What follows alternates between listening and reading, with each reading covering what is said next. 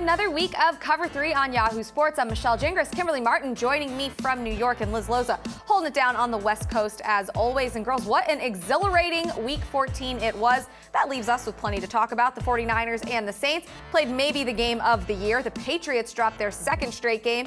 And unsurprisingly, more drama in Cleveland. Now Baker and Odell and the Browns training staff involved in that one. Plus, Eli is back. We'll break down tonight's Monday Night Football matchup between the Eagles and the Giants. But first, you know what time it is. It's time to run the option. Sunday brought us not just one, but two potential conference championship previews between the Niners and Saints and the Patriots and Chiefs. Despite putting up 46 points against a tough San Francisco defense, the Saints D let up 48 points and lost control of the top seed in the NFC. On the flip side, the Patriots heard boos in Foxborough that weren't just for the refs. The offense underperformed again as the Patriots dropped their second straight game, losing to the Chiefs 23-16. So Liz, let's kick it to you first. Which loss was more impactful going forward, the Saints or the Patriots? Well, Michelle, you know I love you, and I loved having you host FFL last night, so I'm going to go with the Patriots on this one, since you are our resident Saints fan. I think this loss was particularly damning, not just because of the seeding, but also because this is a confirmation of everything that we've been whispering about and talking around for the past few weeks. The Chiefs gave the Patriots plenty of opportunities to win this game, and the anemic New England offense could not get it done. Tom Brady has looked like a 42-year-old quarterback afraid of getting hit. He has a QBR of under 40 over his last 5 games. The ship here may be sinking. All right, Kimberley. Yeah, I'm gonna go with the Saints, only because I'm gonna say the Saints because of the division. Look at the NFC. It is stacked. It is absolutely loaded. So the Saints go from 1 to, what are they now, 3. Meanwhile, the 49ers go from 5 to 1. I mean, I think in that division, there are just too many good teams. Every win counts. Yeah, smaller margin for error, I feel like, in the NFC right now. So not great for the Saints. Okay, so let's move on. 2 big losses also means 2 big wins. And while we know what Patrick Mahomes is in Kansas City, Jimmy Garoppolo is still a bit of another story. Despite the Niners' overwhelming success this year, it seems our collective confidence in Jimmy G is still somewhat up for debate.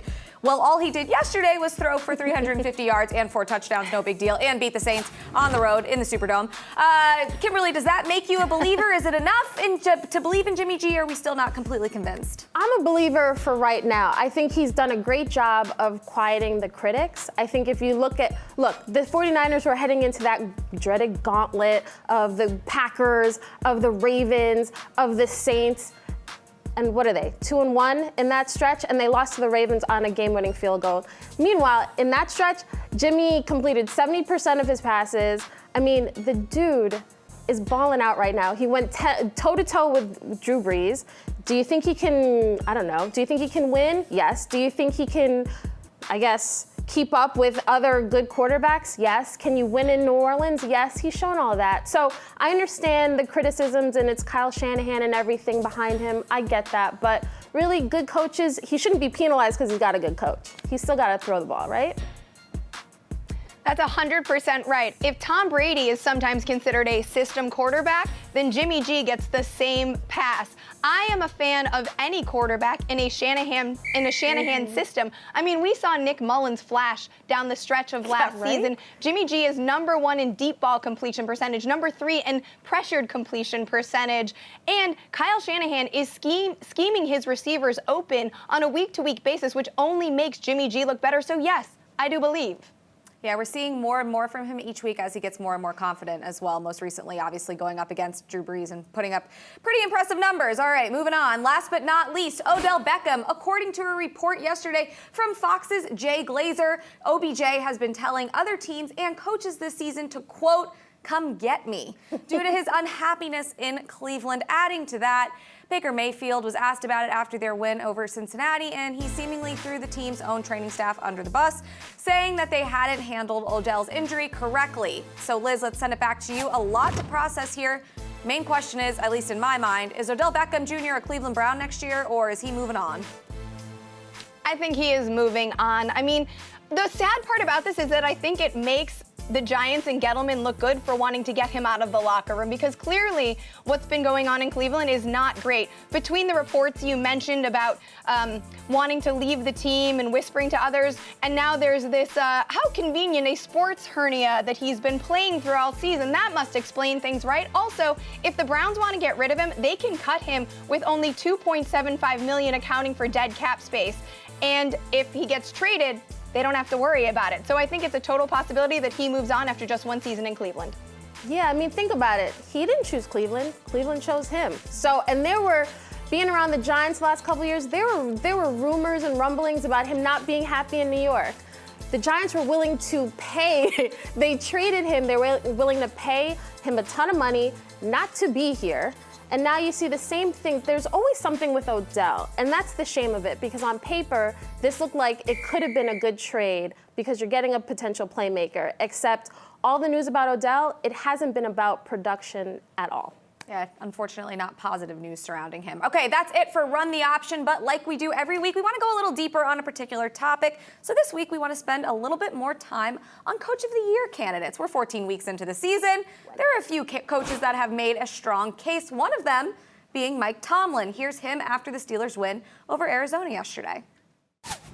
It's important not only him, but all of those guys be ascending guys here in the month of December. And we've been thoughtful about that in terms of their exposure. You know, in September, we didn't play them a lot of snaps. You know, we've managed the growth of guys like Deontay and Benny Snell and Devin Bush, because we want them to be guys on the rise down the stretch and not guys that are dying on the vine. All right, Kimberly, we'll go to you here first. What's the case for Mike Tomlin? I don't think he is going to be the Coach of the Year, but can I just talk to the disgruntled Steelers fans? What's the problem? The man has never had a losing season in his entire career in Pittsburgh. Look at all the field. Look at all the other coaches. They have either a Hall of Fame quarterback or they got their franchise QB that's leading them into the playoffs. What exactly does Tomlin have? He's on his third string guy. You know what I mean? Like, at some point, you just have to say, the guy is a good coach. He's winning with far less than anybody else around him. And yes, there are mistakes that are made on Sunday, but give me a head coach who's not making mistakes, or a bad play call, or a bad fake here or there. You know, I just think at this point, the standard for Tomlin is so high that it's just not conceivable to me why we're still picking on this man. Yeah, Kimberly, I hear you, but I will give you a coach who has not made a bad decision, and that is John Harbaugh. He has taken this defense, first of all, which lost veteran pieces in the offseason, and he has made it better week after week. You've got Matt Judon getting in there, getting pressure every week. You've got this secondary that is clamping down opposing receivers. The Marcus Peters trade looks awesome. On the other side of the ball, he has retooled the entire offense in such a short amount of time to suit the skill set of Lamar Jackson, who I know you've talked about fell in the NFL draft because other teams were afraid of him because they didn't think he was an accurate enough passer. Right, they were afraid that, but Harbaugh's fearlessness is paying off right now because the Ravens are crushing it. They have captivated the NFL. I mean, they are leading the NFL in points right now, and right now, Lamar Jackson has an opportunity to beat Michael Vick's rushing quarterback record with over 1,000 yards. He is going to do it. And also, don't at me with those Michael Vick comps, because Lamar Jackson is his own thing and deserves the respect. Yeah.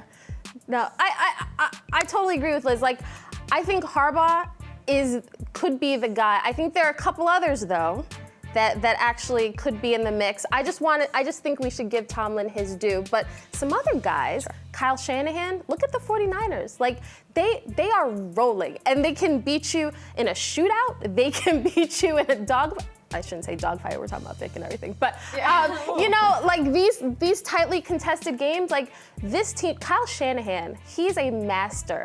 He really is with this defensive play call, with the offensive play calling. Then you look at Robert Saleh. I know they gave up almost 50 points over the weekend, but still, what they've been able to do, it's impressive. And another guy, Matt LaFleur with the Packers. Now, he is not going to win the award, but just give him credit for being the first-year head coach to get 10 wins. That's impressive, even though his quarterback is Aaron Rodgers, so. And also, even though he looks strikingly like Mitch Trubisky, which puts me on tilt every single week. I'm done. Harbaugh is the GOAT. All right, right, well, these guys have 3 more weeks to make their case, so we'll see what happens. And speaking of coaches, up next, Liz, you've got the first woman to ever coach in the NFL, Jen Welter, standing by with you out there in LA to talk about her career in some NFL defenses, including the ones who've been shutting down Tom Brady recently. Here's Tom addressing that after the game yesterday. Tom, when you guys were heading to the locker room after the first half, there was some audible boos coming from the crowd throughout the stadium. Can you guys hear that on the field when you guys are heading to the locker room? Yeah, you hear cheers, you hear boos. It's part of being in sports. What was your reaction when that happened after you guys finished with the 7 points in the first half? I tried to go in and play better, basically. All right, as you can see by the Patriots' losses this season, Tom has not been great. Week 9 against the Ravens, went 30 for 46, 285 yards, and then he got, 326 yards. Is it against the Texans? He went 24 for 37, but then week 14, a huge drop-off for him. Only 169 yards. I mean, this is uncharacteristic for what we've seen. And you know what? They Brady. almost lost to the Bills too. So the Bills played. There were a couple tight, too. close, definitely a couple close games. So interesting times for the Patriots and for Tom Brady. For some more on yesterday's loss, we'll toss it out to Liz and Jen. Thanks, Michelle. We are here in studio with Dr. Jen Welter, the first female coach in the NFL and most recently a D-line coach for the Atlanta Legend. Jen, thanks for being here. Anytime. You call, I'm going to be here. Oh, I love that. So, Jen, you developed a close relationship with Tyrann Mathieu when you were coaching the Cardinals back in 2015. Now, Tyrann obviously had himself a game. He did. On Sunday of Week 14 against those Patriots, 6 tackles, 1 for a loss. I want to hear from you as the defensive specialist what the Chiefs did to slow Tom Brady and the Patriots. Well, first of all, you remade the defense for Kansas City this year, and they are now a dominant force. So you have a more complete football team.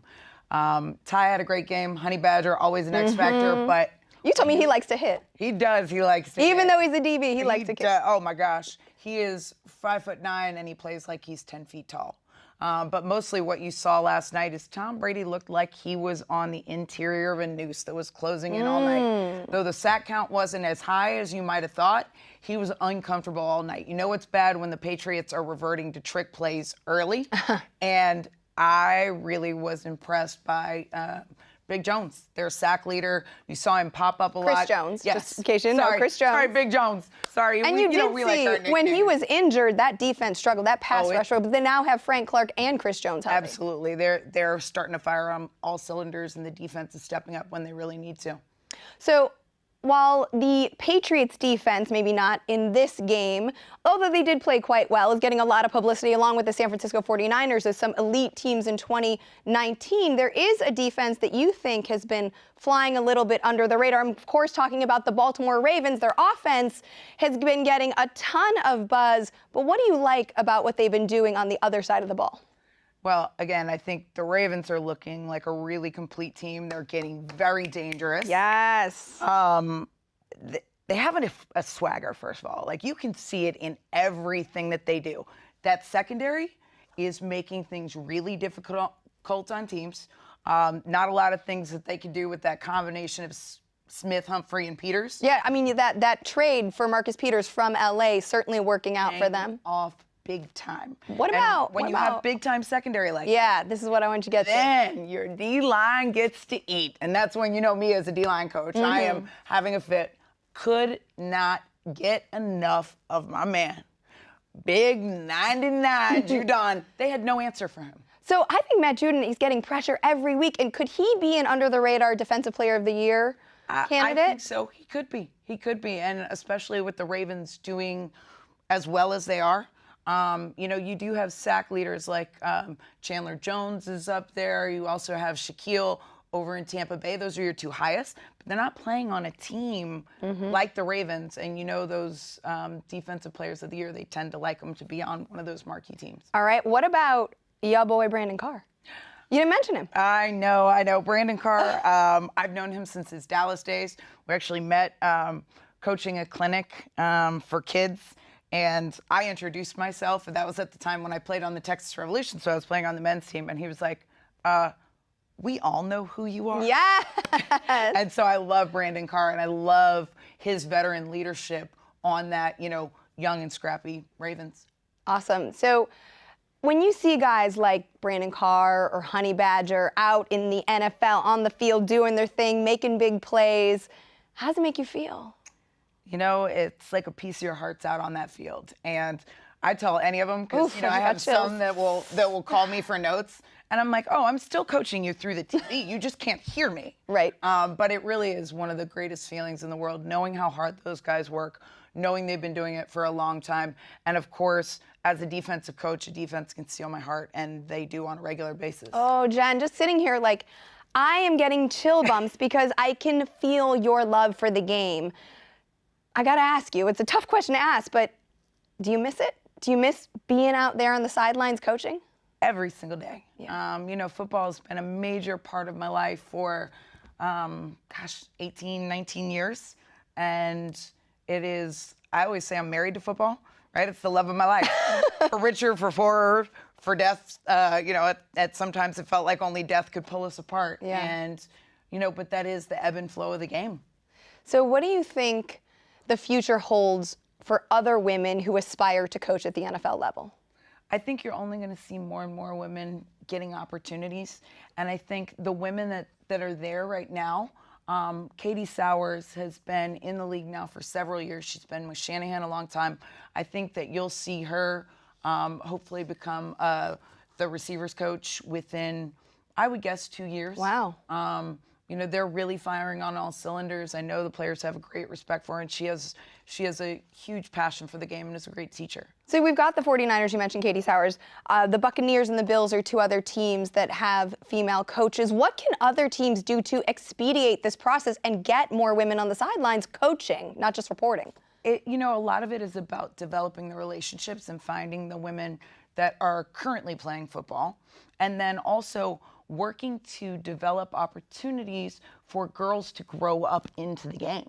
And this is something that you have a personal passion about, and I know you are very committed to doing, whether the NFL decides to champion you or do it themselves. Can you talk about your girls' camps, your Gridiron Girls? Yes. So I've now done 32 girls' camps across the country. Wow. And that's something that really moves my needle, and it's been just over 2 years now that I've been doing them, because as I was looking at, okay, where are these girls going to come from? I didn't get to play football till I was 22 years old. So I always used to joke that, if I got to play earlier, I might have taken over the world, though I haven't stopped trying. Love that. And these girls that grow up in the game of football, they'll have the opportunity to develop early to know that love, and then hopefully find places where, they can get GA assistantships, jobs in football, coach earlier, and get that mentorship so that, they're getting the same access and opportunity to develop their love of the game that any of the boys would get. Start them early, just like you do your sons. Absolutely. I love that, Jen. Thank you so much for joining us. Anytime. We will be back after the break with Saquon talking about his QB tonight, one Eli Manning.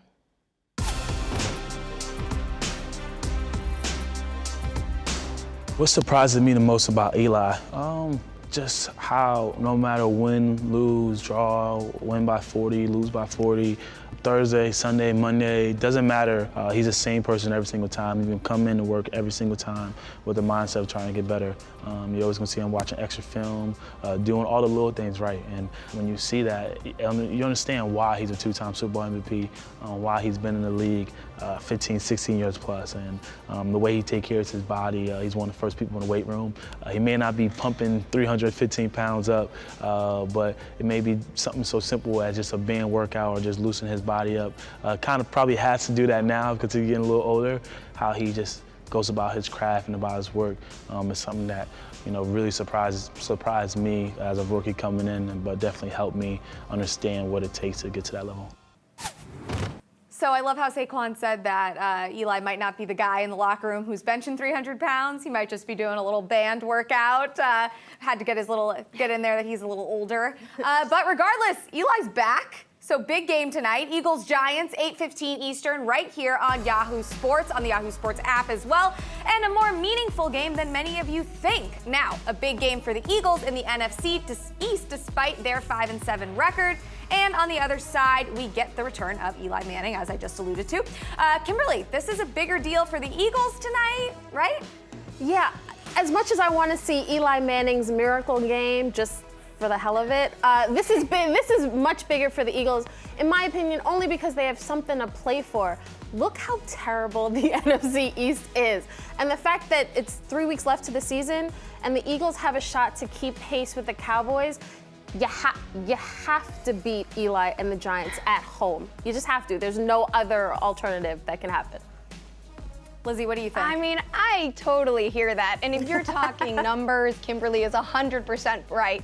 But what's more important for the internet tonight than a bunch of Eli memes, right? Yep. Also, not for nothing, this is his 16th season, right? He does not want to end on this horrible note. He can be a hero. He can play spoiler. He cannot allow the Giants to have, they're entering this game with a 2-10 record. I mean, my goodness. And a little secret about me. Massive crush on Eli Manning. He might be on my top 5 hall pass list. Yeah, right? All right. Literally, you talked I mean, about that band yesterday, workout lady, twice I loved in it. 2 days, you talking about Eli Manning? My goodness. Listen, he's staying flexible, waiting. All those band workouts. The band's workout. All right. Let's keep it PG. All right, Kimberly, the Giants win if blank. The Giants win if Eli, who was tossed aside like hot garbage, rises from the ashes like a phoenix. Rise, baby. Right? Yeah. It's possible. Yeah. Okay, Lizzie, the Eagles win if blank. The Eagles win if they show up tonight. I mean, I'm gonna be real about this. And they get their equipment and all that. Yeah. I could sit here and say, like, they got to stop Saquon Barkley, who's underperformed because he's probably still dealing with an ankle issue all season. And also, here is a fun fact. Eli Manning does have a deeper ball rate than Daniel Jones. So maybe if they put the clamps on Darius Slayton, their deep field threat, then there could be an issue there. But let's be real. They just need to make sure they get their gear in a more punctual fashion than the Chiefs did, and they show up. All right, there you go. There's your take. Every weekend, the internet gives us some great content to debate about. This weekend was no different, so it's time for us to pick teams. First up, the Texans defense feeling themselves after their Magic Mike costumes got them the W over the Patriots last week. The Texans defense strolled into their matchup with the Broncos sporting this look. Going full dodgeball with the average Joe's jerseys, including the wheelchair. Oof. However, the Texans defense gave up 38 points and almost 400 yards in a surprising loss to Denver. So, Liz, are you team lesson learned or team keep it coming? I mean, keep it coming. I'm here for it. Bring me the popcorn. What are they going to do next week? I also, by the way, thought that was like some Harlem Globetrotters reference, which is how they played. So, sure, I'm team here for it. I'm actually with Liz. I'm team here for it because at this point, whatever. I mean, I want to see their creativity each week, so might as well keep it up. All right, yeah, I'll round that out. Team, keep it coming. That was great stuff. Next up, we head over to Buffalo. So you already know what's coming. Rumbling through the Ravens. Before their big matchup on the field, a Ravens fan was joined by a chorus of both Ravens and Bills fans voicing their mutual hatred for the Patriots before, of course, leaping through a folding table. So, Kimberly, are you team hate the love or team love the hate? I hate the lot. I don't want to see anybody jumping through tables but Bills fans. Like everybody else. Yeah, what is this bandwagon that Cut it everyone's out. jumping Like on? that is a And it's not Buffalo a safe type one of to thing. do anyway. Yeah, no, I don't like it. I get this shared hatred of the Patriots, but no. That's a Buffalo You know thing. what? I like how things are being unified here. Let's come together. This is a very divisive time in American history. True. I like that we are coming together for a mutual disdain of this tanking team in New England. All right, finally, we head down to the college football ranks to witness a yearly tradition like no other. The Dr. Pepper Halftime Challenge. This thing went down a number of college games this weekend where Dr. Pepper gave $100,000 in tuition to the winners. And of course, it's always followed by the same question. So Liz, are you team chess pass or team it's a football? I mean, they're paying for kids to go to school, so listen, Diet Dr. Pepper got me through 4 years of college, no joke. That and a couple of other things. So I'm for whatever they're doing. Throw the ball, give the money, hooray. Okay. Yeah, team, it's a football. Like, what are we doing? What are we doing? I understand strategy, but it just looks awkward as hell. So kudos to those kids for trying whatever strategy they think will work, but it looks awkward as hell. So just come on, like use the just throw like a football, please. I don't even know what the other one was, but I'm with you, Liz, on this one. I think, you know what, you got to do what you got to do. You want that money. You got to, yeah, the chest pass is smart. It's safe. It's kind of like the granny shot in basketball. Like, your odds are pretty high that you'll be able to, No, that's the Michael shot free throw line. Yeah, no. It Sorry. works. No. All right, guys, so that's it for picking teams. But before we go, was there anything that we missed in today's show? And it was a busy Sunday, so there could have been a couple of things. I know who Liz wants to talk about. Oh, She can't talk about Eli Manning my again, boy. No. Other end of the spectrum of quarterbacks, a rookie quarterback, not a vet, putting up his second win in a row in Denver. I cannot wait for football Twitter to explode when they have to owe John Elway an apology because maybe, just maybe, he hit on something. Just maybe after one game. You know who deserves credit? Ryan Tannehill. Michelle. Give that. Okay, Kimberley. Kimberley. 2. Fine, gotcha. Okay, Ryan Tannehill deserves credit, not just for the 3 touchdowns he threw against the Raiders, but the way he took out a 300-pound defensive lineman with that tackle, given his injury history, that's a QB I want to play for. There was no business decisions on that, so keep going, Ryan. All right, guys, that's a wrap for Cover 3 for Kimberly and Liz. Thanks for watching. Be sure to keep it locked on the Yahoo Sports app for Giants vs. Eagles coming up next. We'll see you right here next week. Well, it's a damn good thing I'm a young, healthy man. As coaching the nicest team in the league is tough. We just love spotting 15, 17 points to the other team, then come back and beat them. I don't know how you want to define normal. I mean, it's great to have another chance to play, and I mean the confidence and the comfort level just comes with playing a lot and practicing. So I mean, obviously the more you practice, the more you play, the more comfortable you get. It wasn't handled the right way in our training room, so it is what it is, and so his not 100% is still good enough for us. I mean, that's what this league's about. It's not about what you just did. It's not about last week. It's about this week, and so now today becomes last week. And as soon as I leave you guys right here, it becomes last week, and then we have to move forward to this week and a whole new set of challenges.